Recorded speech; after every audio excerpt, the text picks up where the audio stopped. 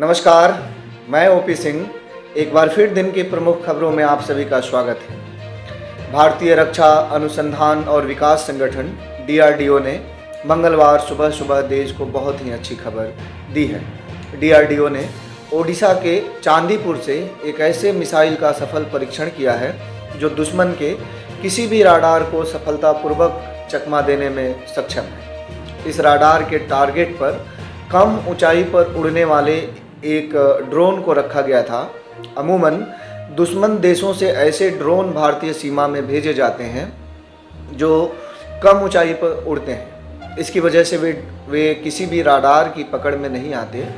ऐसे ड्रोन को ठिकाने लगाने के लिए यानी मार गिराने के लिए ये मिसाइल बेहद सफल है।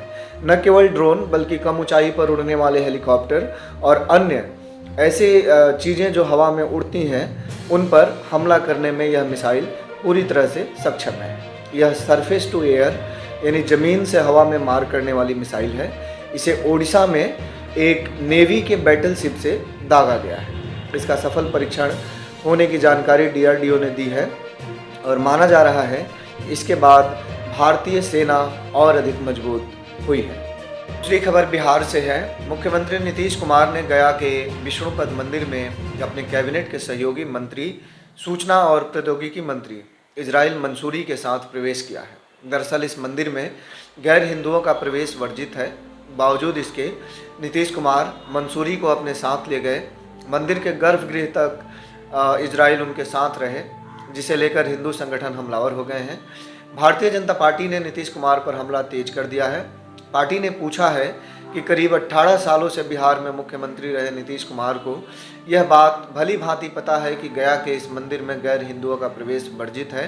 बावजूद इसके अपने एक खास समुदाय को खुश करने और बहुसंख्यक हिंदुओं की भावनाओं को ठेस पहुंचाने के लिए उन्होंने इजराइल मंसूरी को मंदिर में प्रवेश कराया।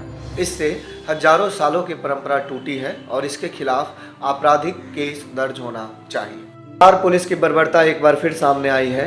पटना के डाक बंगला में नौकरी के लिए विरोध प्रदर्शन कर रहे अभ्यर्थियों को बिहार पुलिस यानी पटना पुलिस के जवानों ने जमकर लाठियों से मारा पीटा है।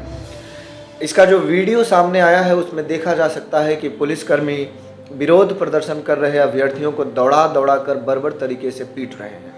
दरअसल बिहार पुलिस अपने गैर पेशेवर बर्ताव के लिए कुख्यात रही है। गाहे बगाहे ऐसे वीडियो सामने आते रहे हैं जिसमें पटना पुलिस की कार्यशैली हमेशा सवालों के घेरे में रहती है। करते हैं पश्चिम बंगाल की खबरों की। पश्चिम बंगाल में मवेशी तस्करी मामले की जांच कर रहे केंद्रीय अन्वेषण ब्यूरो यानी CBI अधिकारियों के हाथ बीरभूम जिले की एक ज़मीन के दस्तावेज लगे हैं। दावा किया जा रहा है कि यह ज़मीन इस मामले में गिरफ्तार जिले के बाहुबली नेता अनुव्रत मंडल की बेटी सुकन्या मंडल की है। मंगलवार को CBI के अधिकारी बोलपुर में स्थित सब रजिस्ट्रार ऑफिस गए। वहां हेड क्लर्क से कई सवालों के जवाब CBI अधिकारियों ने लिए हैं।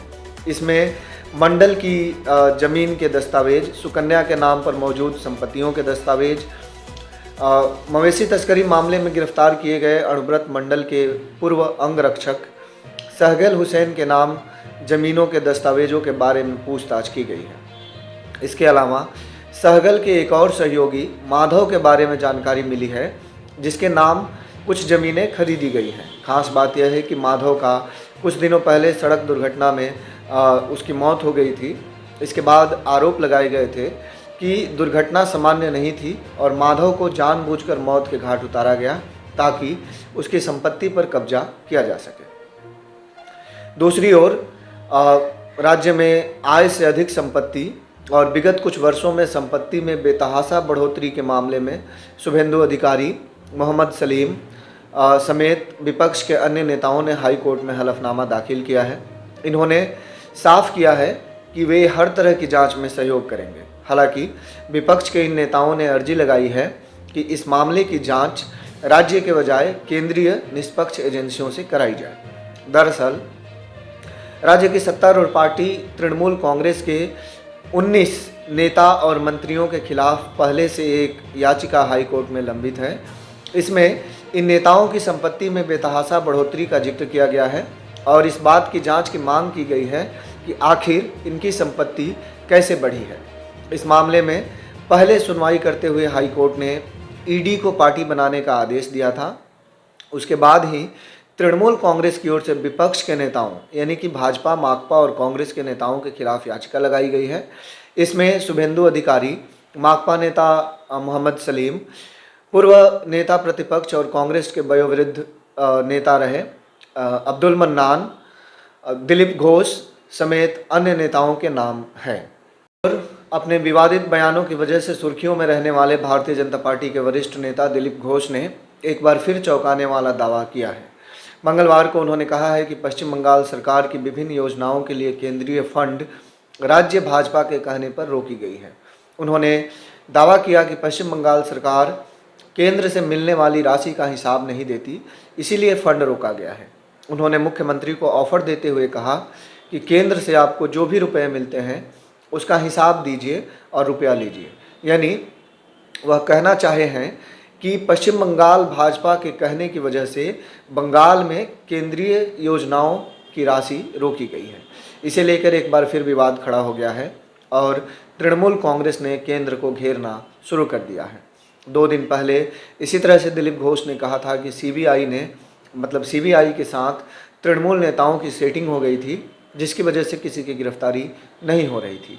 इसे लेकर भाजपा का केंद्रीय नेतृत्व बेहद खफा है। गृह मंत्री अमित शाह और भाजपा अध्यक्ष जेपी नड्डा ने इस मामले में लिखित रिपोर्ट भी मांगी है।